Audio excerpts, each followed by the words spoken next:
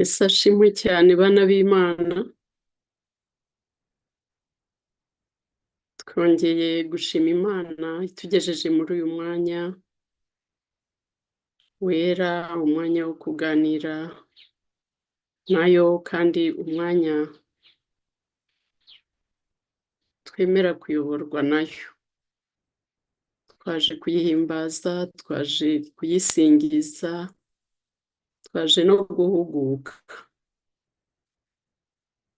Mu gihe rero duhugukiye kumva icyo Imana itubwira, tugiye kongera kuganirira hamwe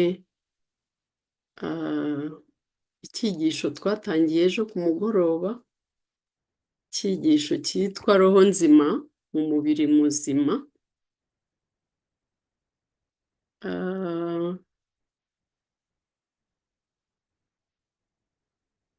Iki cyigisho twagira ngo ahari hari ababa babonetse kuri uyu munsi tutabanye nimugoroba. Ni icyigisho dusa n'abasesenguye mu buryo butwereka aho ibya mwuka byacu bihurira n'iby'umubiri. Twarebeye hamwe rero icyo roho yaba ishaka kwerekezaho, yuko ahanini ari intekerezo zacu, kandi intekerezo ziba zishobora kuba zirimo amarangamutima, zishobora kuba zishepinze neza ku buryo zigendera ku mahame runaka zitayoborwa n'amarangamutima. Twabonye yuko intekerezo arizo zibiyemo icyo tuvuga ngo ubuzima. Iyo ziyobowe n'umwuka w'Imana, hariho kuba zitadohotse mu mubano cyangwa se mu mushyikirano n'umuremyi. Twabonye yuko impamvu nyamukuru ituma umuntu akenera guhora ari connecte ku muremyi, cyangwa se guhora akeneye gushyikirana n'umuremyi, ari uko nyine twaremwe ku ishusho y'Imana, kandi turiho duhumeka kubera yuko hari umwuka w'Imana yaduhumekeyemo. Twanabonye yuko tudashobora kubaho ku giti cyacu twenyine tutari connecte kuri yo, kubera yuko ariyo soko y'ubuzima bwacu bwose, n'impagarike yose iri physique, mentale, morale, sociale na spirituelle. Ibyo byose ntabwo bishobora gufunctiona muri twebwe tutari connecte ku isoko nyayo y'ubuzima, ari we muremyi. Nanone twabonye yuko iki cyigisho kuko nyine ari roho nzima mu mubiri muzima, cyatujyanye mu kureba ko umuntu uyu munsi akeneye guha agaciro cyane amahame agenga ubuzima, ndetse n'amahame agenga iby'imitekerereze. Bityo rero twarebeye hamwe uburyo ari inshingano za buri muntu wese kubimenya, kubyiga no kubona amakuru ahagije agenga amategeko cyangwa se amahame y'ubuzima n'imitekerereze. Kandi twabonye yuko kutayamenya bitaguha umutekano, ahubwo bigushyira muri risk, cyangwa se mu kubura icyagufasha mu buzima, noneho ingaruka zabyo zikakugeraho utabyiteguye kuko nta makuru ufite. Ni inshingano rero zacu twese kumenya aya mahame aragenga ubuzima bwacu, umubiri uri physique, ariko cyane kuko uwo mubiri uzagushwa neza n'uko intekerezo zacu zikora neza. Niyo mpamvu dukomeje kwiga aya mahame twise ko ari amahame y'imitekerereze. Um, twabonye rero ihame rya mbere yuko ryari ihame ritubwira ko intekerezo zacu zishobora kuba zagutse, zishobora kwaguka cyangwa se zikagwingira bitewe n'icyo twimenyereje kubamo. Intekerezo zacu zihora zibanze ku bihe bintu, kuko ibyo bintu nibyo bizagura cyangwa zikabigwingiza. Twabonye ko ari ingenzi cyane kumenya guhitamo neza ibyo dutinzamo intekerezo zacu. Twabonye nanone ko Imana yifuza cyane, ishaka cyane guha umuntu ububasha bwo guhitamo no gufata ibyemezo byiza bidahubutse, bitagendeye no ku marangamutima, ahubwo ko Imana ishaka kuduha za facts, amahame atuyobora mu guhitamo kwacu, bityo tukajya tubaho ubuzima twatekerejeho, kuko ubuzima bwacu bwose ni amahitamo. Nahitamo kuvuga, nahitamo guceceka, nahitamo kurya, nahitamo kubireka. Ikintu cyose dukora ni amahitamo, bityo amahitamo yacu ni byiza yuko tuyatoza kugendera ku mahame, atari ukugendera kuri impulsion cyangwa se amarangamutima nkubukiyeho. Nanone twabonye yuko ari ihame ry'ubuzima bwacu, cyane cyane bw'imitekerereze, yuko intekerezo iyo tuzihaye umwete cyangwa se tukazitera courage yo kuba bwahagararira cyane ku magambo tuvuga, ni ukuvuga ngo umwete tuzatera intekerezo gukorera mu buryo bukwiriye tuzawukoresha mu magambo duha intekerezo zacu cyangwa se tuvuga. Iyo tuvuze amagambo mazima y'umugisha, y'urukundo, y'umunezero, y'ibyiringiro, ashikamisha imitekerereze yacu, noneho bikaza no kuba ukuri mu buzima pratique bwa buri muntu wese. Niyo mpamvu muzajya mubona hari abantu bagaragara nk'abarakare, hari abo bita ngo ba rukabu, bahora bakabukira abantu, nta munezero ubamo, bahora bafite insécurité mu mitekerereze. Ariko iyo twiringiye imbabazi z'Imana, tukiringira urukundo rwayo, tukiringira yuko Imana iduhozaho ijisho n'amatwi, ntabwo twahungabana. Bityo imvugo yacu, abadusanga bose bazadukuraho ijambo ryiza, bazadukuraho umunezero, bazadukuraho sécurité, kumva ko yahuye n'umuntu. Umunezero urakontamina. Iyo umuntu anezerewe, iyo umuntu ahamye ibyiza, abikwiza no ku bandi. Nanone twabonye yuko hari ihame rikomeye rigendana no kugira umutima ufata icyemezo kandi ukakigumaho, bityo kutajijinganya mu gufata ibyemezo bifasha n'abandi. Twabonye urugero rw'ababyeyi bagira kujijinganya mu gufata ibyemezo, bigahungabanya caractère y'abana iba ikirimo kwiforma, nayo ikazagenda igakura ifite za deviation cyangwa se ihengamiye mu gushidikanya, inahengamiye muri manipulation. Noneho ugasanga ahubwo ababyeyi bavuga ati uriya mwana yarananiye, nyamara ntitumenye ko ari twe twabimutoje mu buryo runaka budafata ibyemezo bishingiye kuri principe, noneho kuko utizeye iyo principe bigatuma udohoka vuba ku cyemezo. Ihame rya gatanu twabonye yuko conscience yacu cyangwa se umutimanama wacu tubasha kuwukoresha mu byiza ibyo bihame muri konsiyanse yacu bikatubera umuti mwiza ku ndwara zitandukanye, zaba iz'umubiri, zaba n'iz'imitekerereze ndetse n'iza mwuka.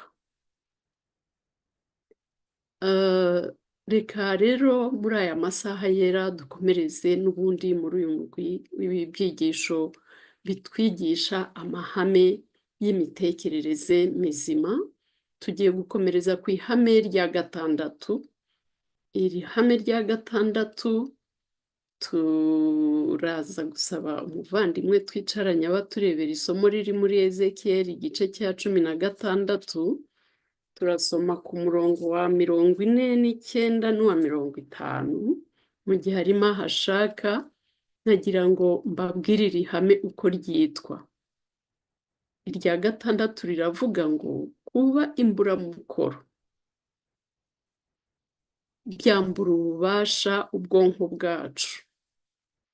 Kuba imburamukoro byambura ububasha cyangwa se bigabanya imbaraga z'imikorere y'ubwonko bwacu. Ni ukuvuga ngo muri iki gihe impamvu urubyiruko rwacu n'abasore muri rusange ndetse n'abantu bakuru bibabaho, yuko babaho nta kintu bumva bafite gukora imbere yabo. Ni nayo mpamvu rero imbaraga z'ubwonko bwabo ndetse n'iz'imikaya y'umubiri, ni ukuvuga imbaraga physique, imbaraga cerebrale, imbaraga mentale, imbaraga zigenda zicika intege kubera yuko umuntu adakora imirimo ifite akamaro. Burya iyo umuntu akoze ikintu cyungukira umuryango, iyo umwana afasha umuryango, iyo umusore yumva ari impliqué mu mirimo ifitiye inyungu ab'umuryango, yumva ari satisfait, kandi satisfaction ituma mu bwonko hagira imbaraga zo kongera gukora ibindi. Reka badusomere muri Ezekiyeli twumve icyo hatubwira.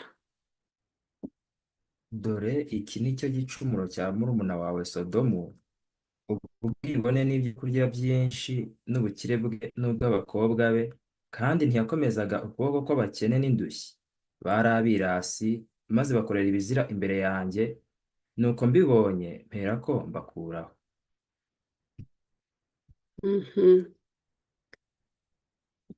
Ubwibone buvugwa ahangaha muri Ezekiyeli batweretse yuko bwo buva mu bukire, mu kuba bafite abondance y'ibyo kurya,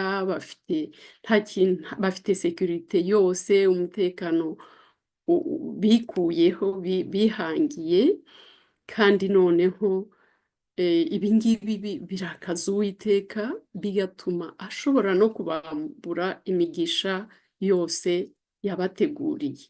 Nubwo byinshi bafite baba bibwira ko babibonye ku mbaraga zabo. Ariko reka tugarukemo gatoya ku rubyiruko rwacu. Muri iki gihe turimo gikomeye cyane cya internet na social media, barananijwe intekerezo, ubwonko ntibugikora, burakoreshwa automatique ya social media na za internet. Ntabwo hariho équilibre ya force physique na force cerebrale. Nta mbaraga, mbese imbaraga z'umubiri zikoresha imbaraga amaboko, imirimo y'amaboko cyangwa se siporo. Ni bakeya banibuka gukora siporo, kuko iyi internet igeraho igabatera ikinya bagahera mu byumba. Tube maso, dusenge, kandi dusabire urubyiruko, ariko dusabira cyane n'abakuze bashinzwe inshingano zo kurera, kuko tutabaye maso tugiye kurimbura abana Imana yiremeye ku ishusho yayo. Tugiye kubura ubwoko bw'Imana bujya mbere, kubera yuko umwanzi yaduteze ibituma dusinzira mu kinya neza, ikinya kibasha gutuma tutabasha gutera imbere mu bya mwuka ndetse no mu by'ubuzima bufatika. Ihame rya karindwi tugiye kurebera hamwe, twabonye ko ku mugoroba twaraye turebye amahame atanu, muri uyu mwanya tugiye kureba andi atanu, turageza ku ihame rya cumi, nk'uko twabibonye ko aya mategeko agenga imitekerereze ari 10. Reka turebere hamwe ihame rya karindwi. Ihame rya karindwi ryo riratubwira ikigendanye na regularite y'amasaha.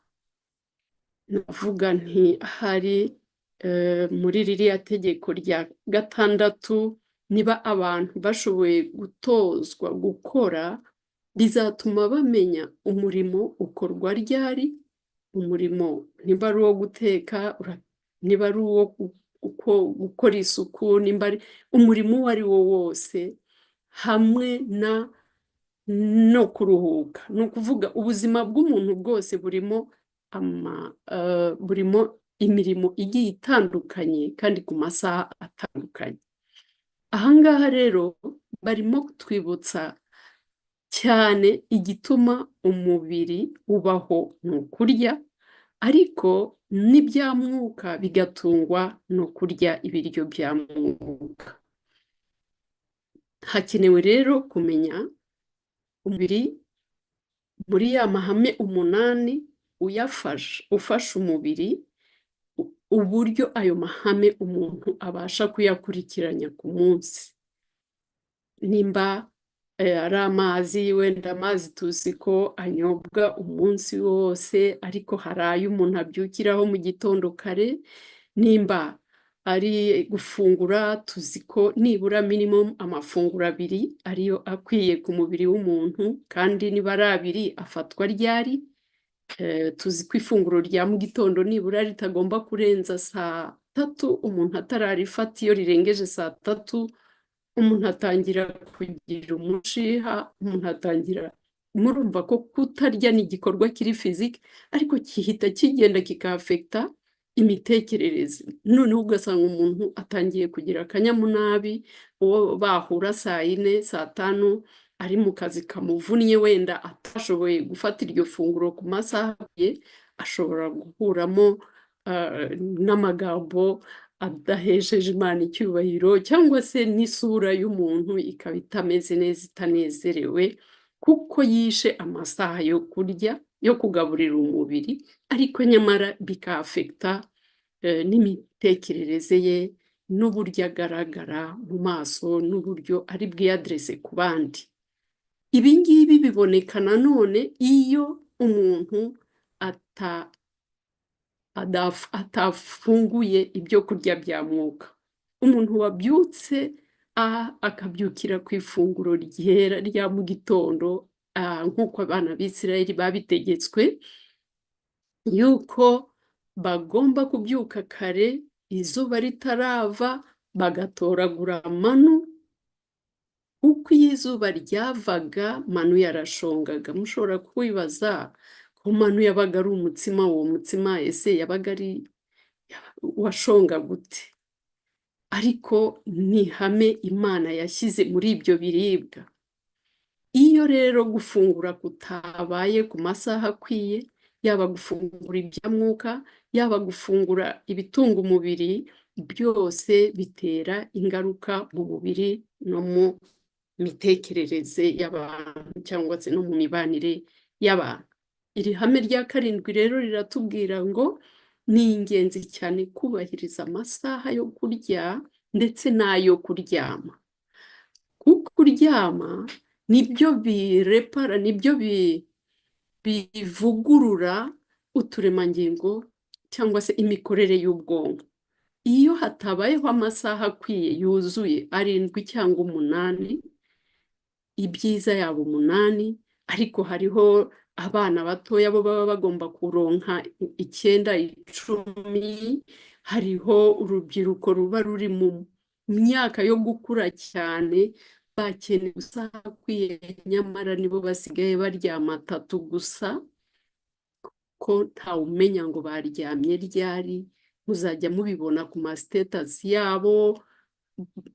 Ni igihe mbese cyo gusenga cyane kugira ngo Imana idushoboze kuzirikana aya mahame agenga umubiri, anagenga n'imitekerereze yacu, kuko ari byo bizadusabanisha n'Umuremyi.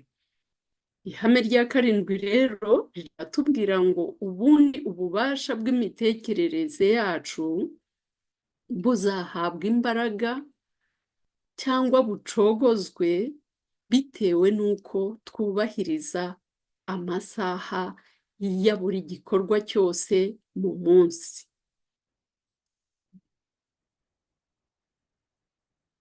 Inshingano zose umubiri tubasha gukoresha amaboko cyangwa tubasha gukoresha ubwonko, byose bikorwe mu gihe gikwiriye.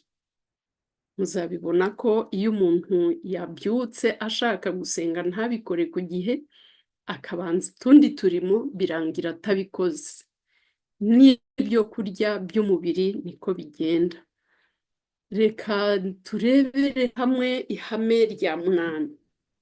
Irya munani ryo riratubwira ngo ni ihame ry'imitekerereze y'uko ubushake bwacu tubugumisha ku rugero rwo hejuru.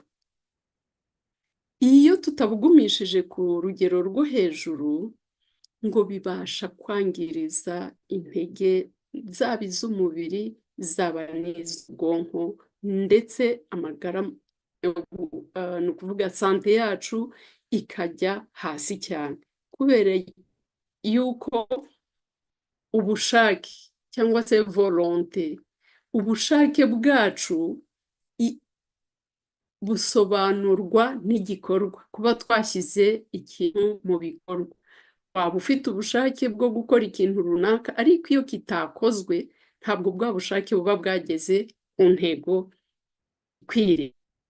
Ni ukuvuga ngo ububasha bw'ubushake buheshwa agaciro no gushyira ibintu mu ngiro, ibikorwa dukeneye gukora.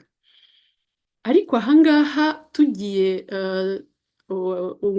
mushoboye kubisoma, mubona umwanya muri Ministry of Healing kuri paje 246, isubi ya mbere, hatubwira cyane ukuntu ubuvuzi cyangwa se abaganga badashobora kuvura umuntu udafite ubushake ngo bikunde. Bivuga ngo ubushake bwo gukira bufasha cyane mu gukiza indwara z'umubiri. Murumva byahereye mu mitekerereze, ubushake bwo gukira no kubyiringira ko ubasha gukira, bituma icyo umuganga ari bugukorere, kuko ari buze igikorwa cye gisanga ubushake n'ibyiringiro, noneho icyakorwa cyatuma umubiri ureponda neza cyangwa se usubiza neza kuri ubwo buvuzi, noneho bikatubera umuti mwiza nanone w'indwara zitandukanye z'umubiri ndetse n'iz'imitekerereze ndetse n'iza mwuka. Iza mwuka ndavuga kuva mu byaha no kugira ubushake bwo gusabana n'Umuremyi umunsi ku wundi. Ibi rero biratozwa, ntabwo ari ibintu, ntabwo iri hame ribasha kwizana ryonyine ry'ubushake. Ubushake burahaba, ariko bucogozwa kenshi nuko tutashyize mu ngiro icyo twashakaga gukora.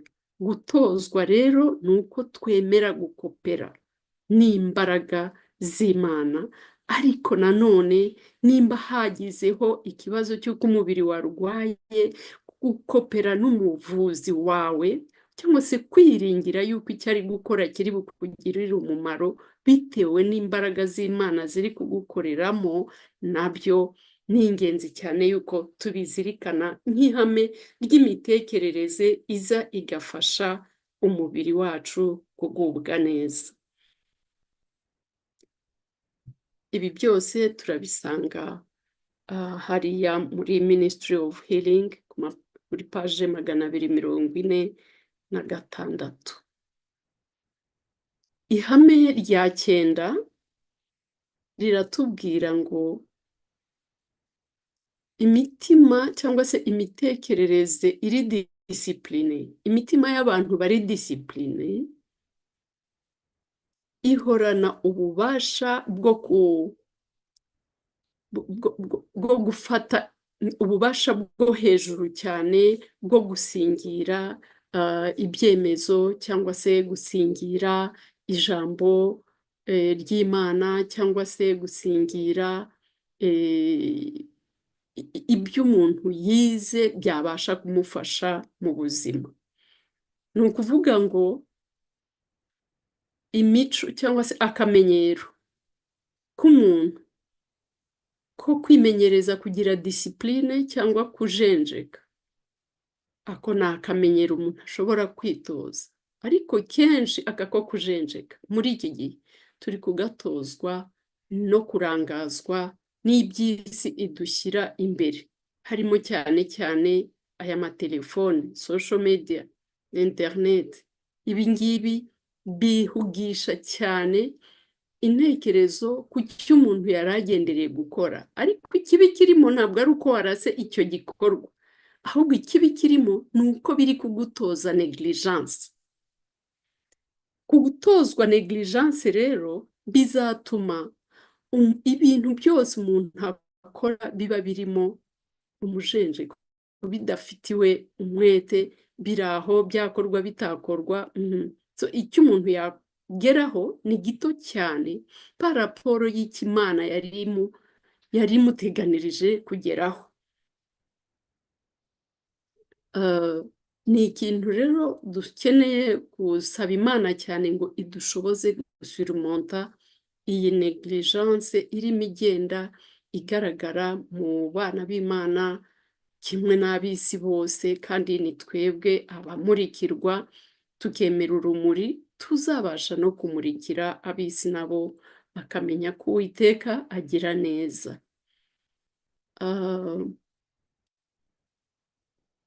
Haravuga ngo ni icyaha kwibagirwa kandi ni icyaha kujenjeka.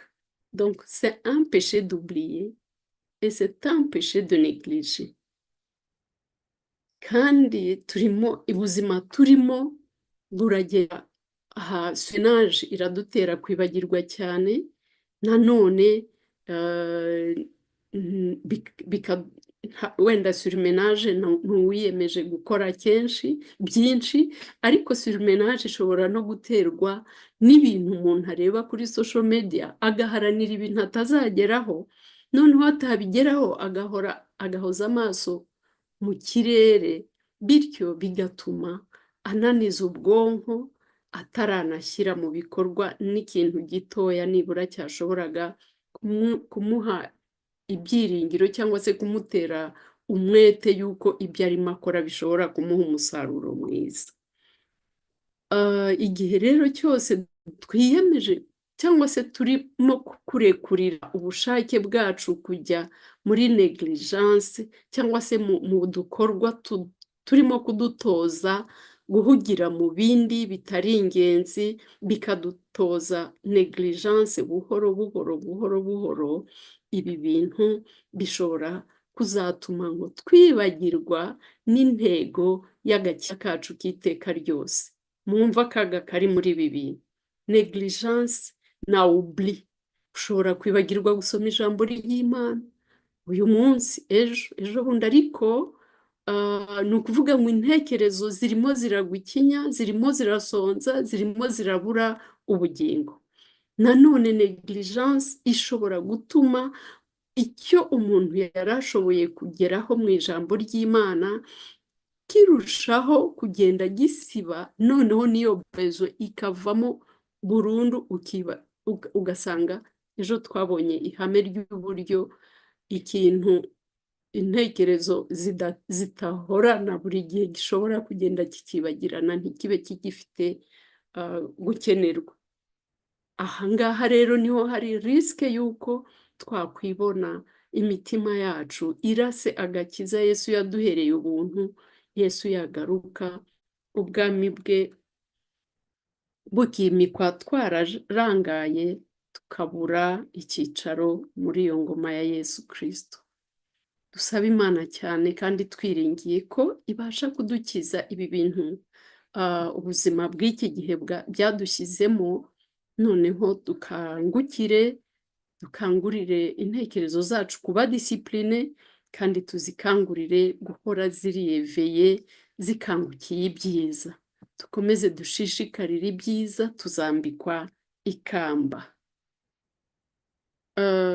Ihame rya 10 ryo riradushyira mu rugamba, kandi ni urugamba turimo nk'abakristo, ni urugamba tugomba kurwana nk'abiyemeje kuba ku ruhande rwa Yesu Kristo, kuko nawe ubuzima bwe bwose hano ku isi bwabaga bukangukiye guhora asaba imbaraga Data wa twese, kuko yari azi ko ari ku rugamba, kandi yarutsindwa yari kuba ahombye by'iteka ryose inyoko muntu yose.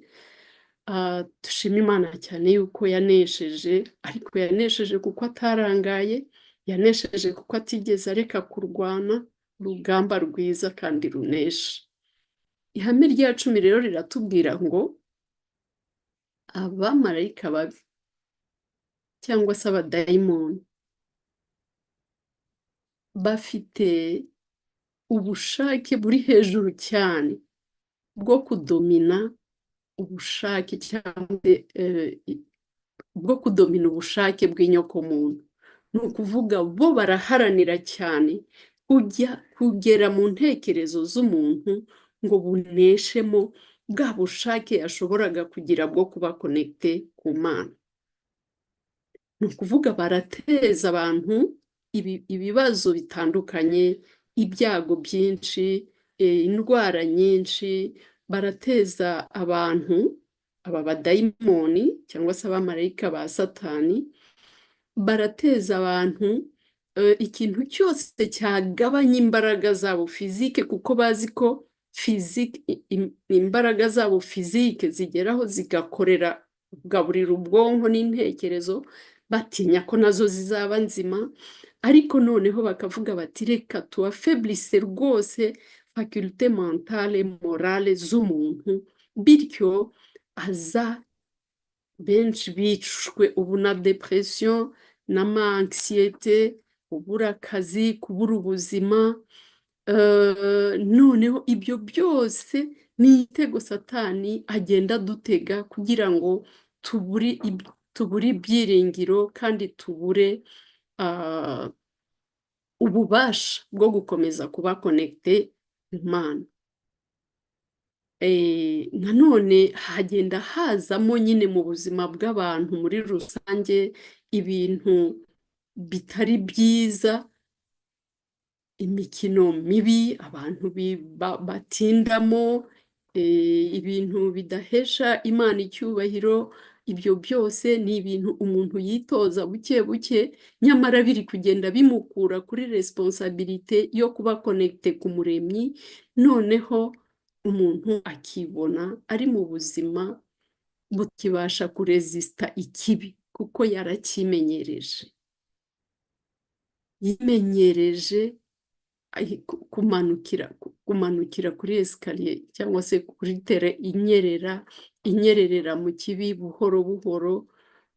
Bityo nanone ibyo byongera risike yo gutsindwa mu rugamba turiho rwo kurwana hagati y'ikibi n'icyiza, gusingira umucyo tukarekura umwijima, tugasingira ukuri tukareka ikinyoma. Ibi ngibi biafeblisa faculté mentale zose zashoboraga gutuma tugera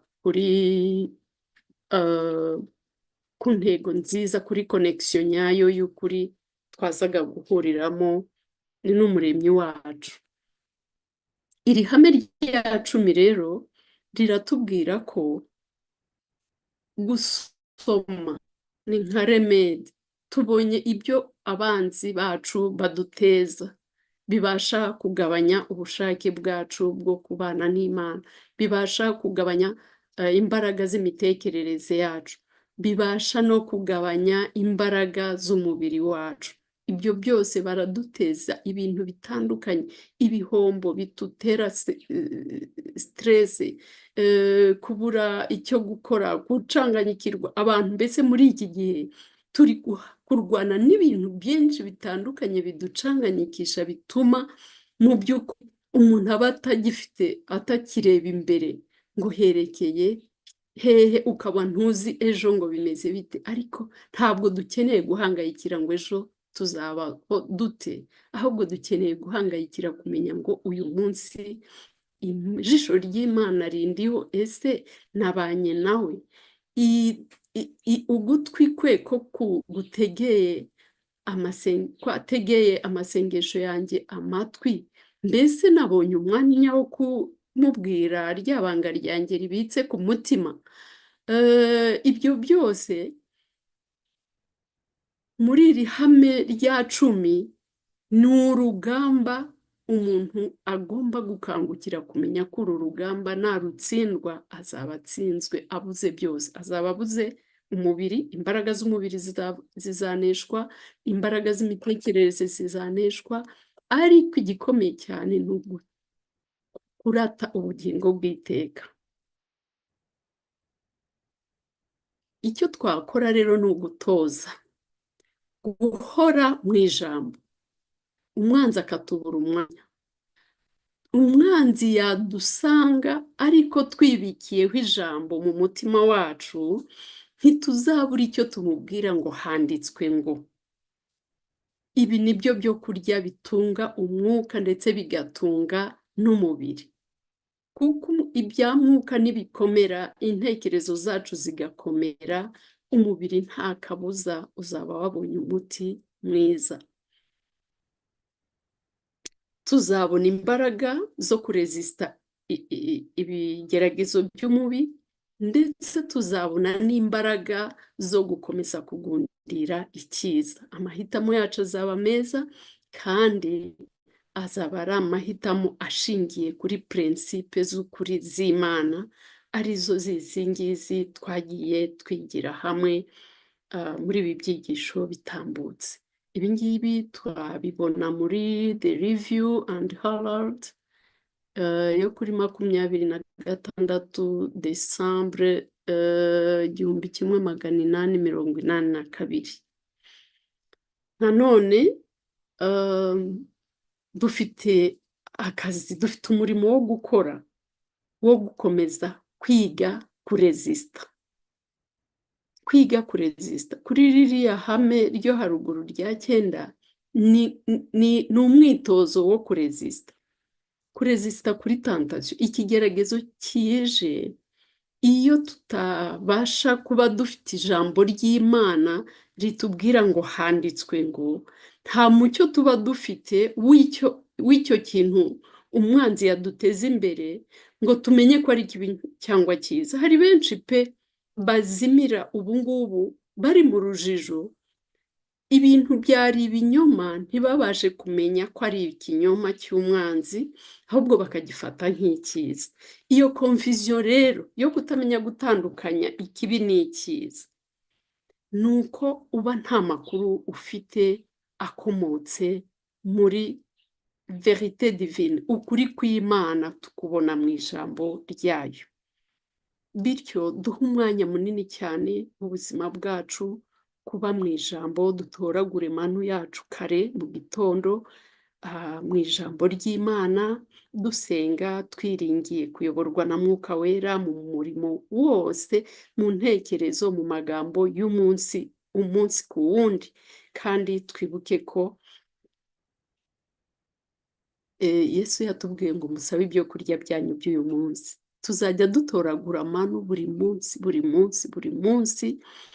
Ahangaha ntabwo iyi manu yo mu ijambo ry'Imana yo ntabwo tuvuga ngo vendredi dutoragure inshuro 2 ngo noneho ngo ku Isabato ntituzatoragura, ahubwo ku Isabato niho tugomba nanone kurya dutekanye, kuko twahunitse, twabonye umwanya.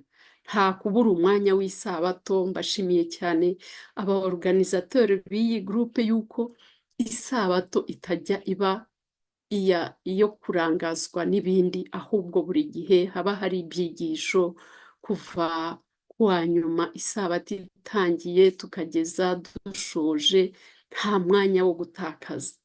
Imana ibaha umugisha ni ukuri kubw'iki kintu cyapanzwe, kuko niko Imana ishaka yuko umunsi wose tuba tutagiye mu yindi mihati, ahubwo tuba turi kurya iby'ubugingo kandi by'iteka ryose.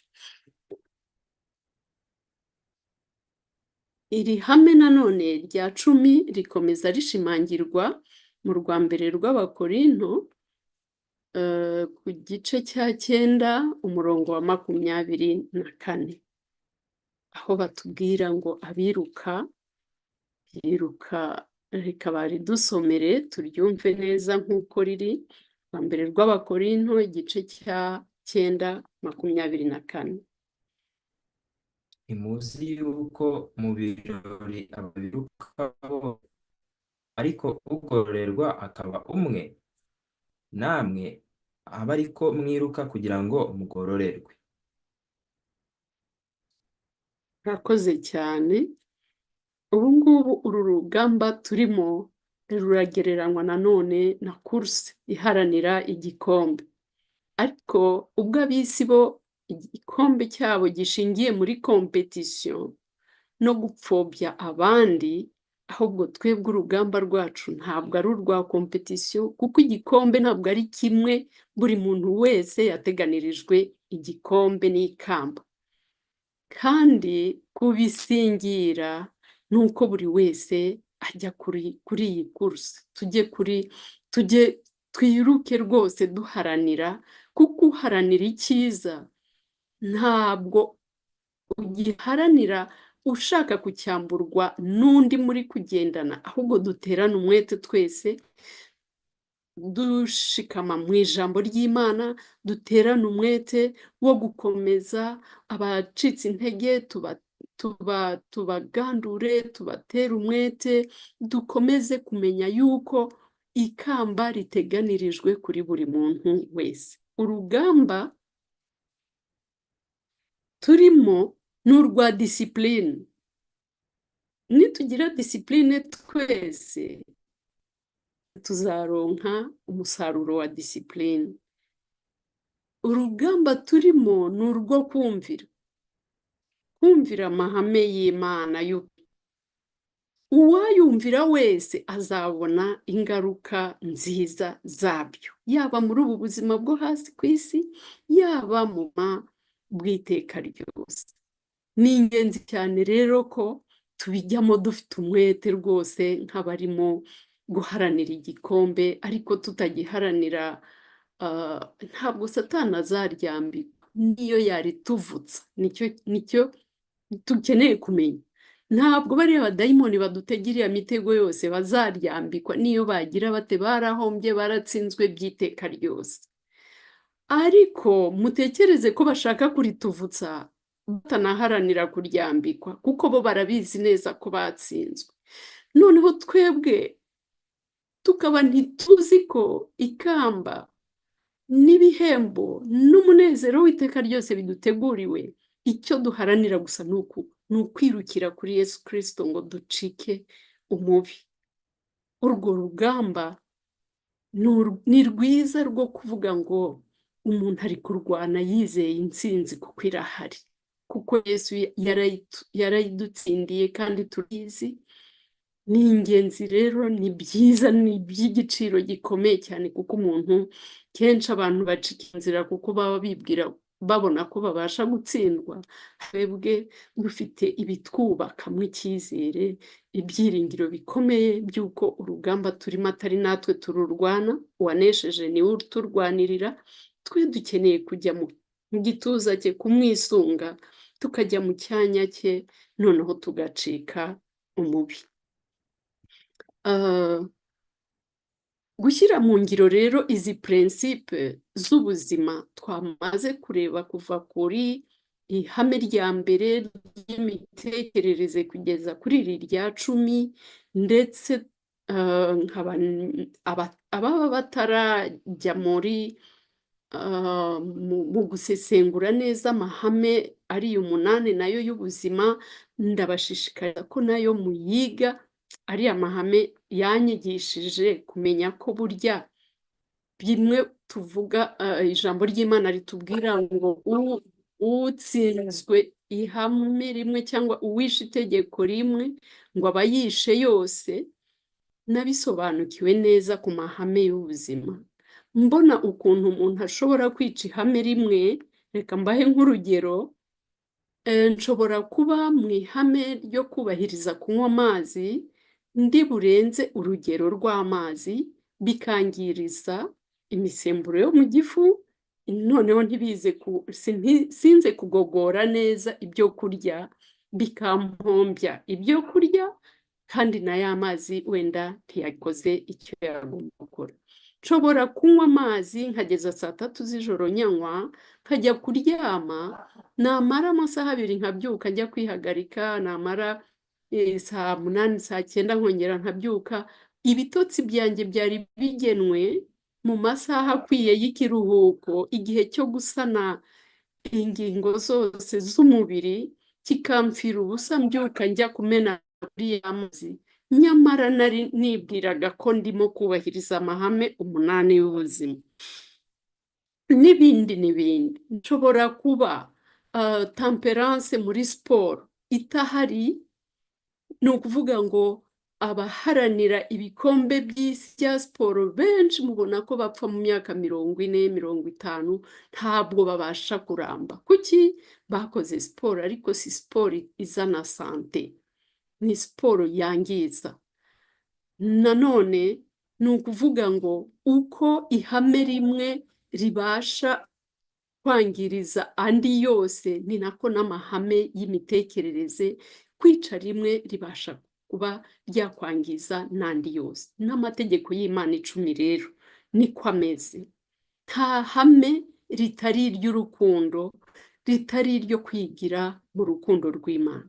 Yaba ari itegeko, amategeko 4 abanza agendana no kuramya no kubahiriza umuremyi wacu, yaba ari 6 yandi agenga imibanire y'abantu, yose ni ay'urukundo rw'Imana. Iyo hapfuyemo rimwe, n'andi yose aba apfuye. Gukomeza rero kuba mu ijambo kandi tuyobowe na Mwuka Wera bizavugurura imitekerereze yacu, kandi bizayagurira rwose gusobanukirwa neza icyo umuremyi yatugeneye kugeraho, ari cyo cy'ubugingo bw'iteka ryose. Tujya gusoza, natanga urugero ururabo. Ururabo ruhora rubumburiye imirasire y'izuba kurucengeramo neza, kugira ngo iyi mirasire y'izuba, umucyo w'izuba ubashe gutanga uburanga bwa ruriya rurabo. Niba ari uruhumura, ni kubw'izo mbaraga z'imirasire y'izuba rubasha gutanga impumuro nziza aha ku baruzengurutse cyangwa se abarusoromye.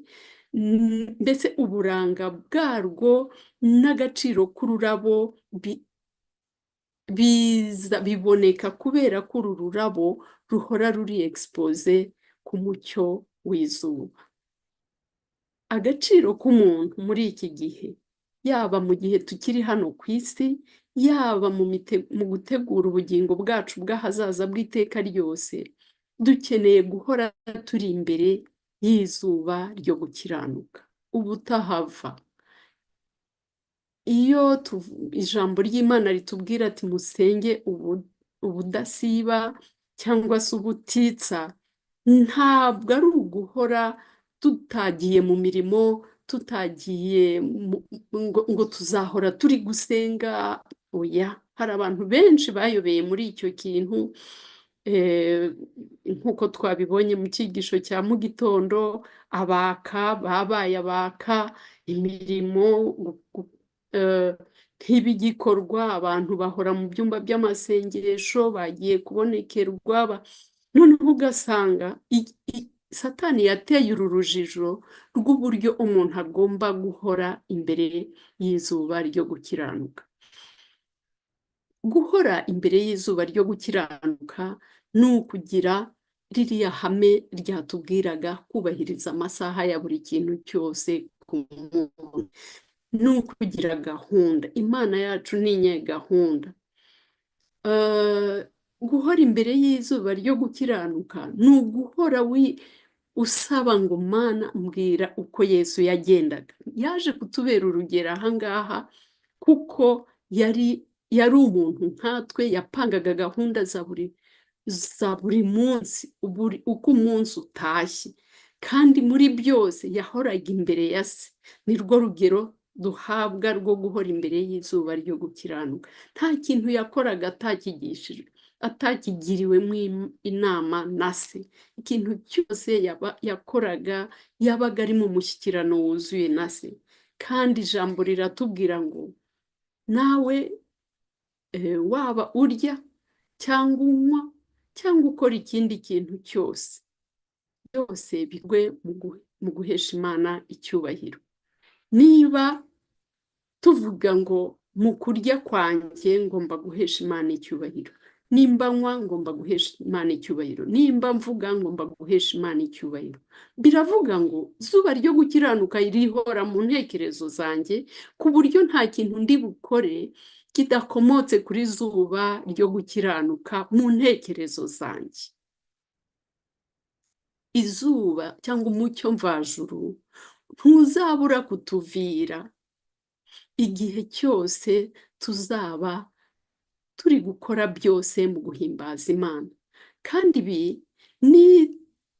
nitubigira umwitozo wa buri gihe, wa buri munsi, tuzibona imico yacu yahindutse rwose nk'iya Yesu Kristo. Yesu yaje aha kuduha urugero rw'uko bishoboka, kuko nawe ntiyigeze atezuka kuba muri karagitere ya se. Natwe ni urugero rw'uko kwakira imico ya Yesu Kristo ari uguhora imbere y'iri zuba ryo gukiranuka, mu ijambo, mu masengesho, mu minywere, mu mirire, mu bintu byose. Imana yiteguye kudukorera ibi byiza, kuko bwirwa ngo hahirwa abafite inzara n'inyota byo gukiranuka ko bazahazwa.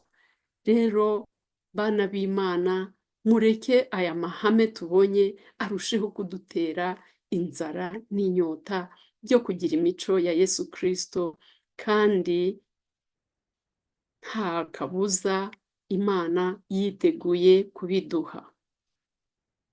Niba umuntu akeneye kurushaho gusengura kuri aya magambo, mwareba kuri chapitre yitwa La guérison de l'esprit muri Ministry of Healing, Ministère de la guérison. Harimo chapitre ivuga La guérison de l'esprit. Icyo nabasabira abana b'Imana, nanjye nisabira kuri uyu munsi wera w'Imana, ndasaba Imana cyane ngo iduhe guhindukiza intekerezo zacu kuva uyu munsi zihindukirire izuba ryo gukiranuka, ari we Yesu Kristo. Kandi dusaba Imana cyane ngo umucyo wayo, umucyo mvajuru, umurikire muri twebwe. Bityo uwo mucyo uko uw'izuba uvugurura uburanga bw'ururabo ndetse n'impumuro nziza rutanga, natwe turonke imico myiza ya Yesu Kristo ibashe gutamirizwa aho tujya hose, ibyara imbuto nziza ku bo tubana mu muryango, ibere umucyo mwiza cyangwa se impumuro nziza ku bo tubana bose, ibe impumuro nziza aho tunyura hose. Imico yacu nisa n'iya Kristo izarehereza abantu benshi, abo dukorana, abo twigana, abo tugenda bagendana izabarehereza kuri Yesu Kristo, nabo baze bamurikirwe na zuba ryo gukiranuka.